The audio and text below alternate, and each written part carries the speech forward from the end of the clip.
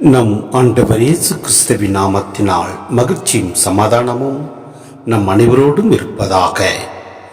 எசாயா 35 3-6 மற்றும் 10 முடிய. தளர்ந்து போன கைகளை திடப்படுத்துங்கள், தள்ளாடும் முழங்கால்களை உறுதிப்படுத்துங்கள்.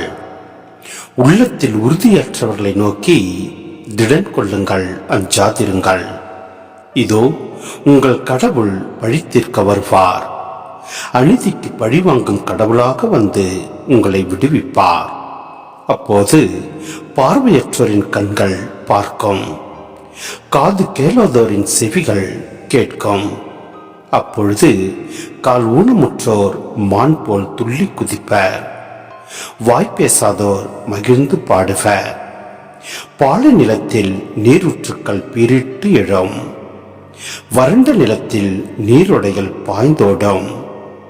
ஆண்டவரால் விடுவிக்கப்பட்டோர் திரும்பி வருவர், மகிழ்ந்து பாடிக்கொண்டே சீயோனுக்கு வருவர். அவர்கள் முகம் என்றும் உள்ள மகிழ்ச்சியால் மலர்ந்திருக்கும். அவர்கள் மகிழ்ச்சியும் பூரிப்பும் அடைவார்கள், துன்பமும் துயரமும் பறந்தோடும். சிந்தனை. இறை இயேசுவில் பிரியமான சகோதர சகோதரிகளே, நம் வாழ்க்கையில் நேரிடும் போராட்டங்கள், கஷ்டங்கள், துன்பங்கள், வேதனைகள் அனைத்தும் நம் வாழ்வை நெருக்கும் போது நம் மனம் சோர்வுற்று நம் கைகளும் கால்களும் தளவுற்று போகின்றன. ஆம், நாம் நம் சொந்த பலத்தால் வாழவில்லை, இறைவனின் பலத்தால் வாழ்கிறோம் என்பதை நாம் உணர்கின்ற போது நாம் உறுதி அடைகின்றோம்.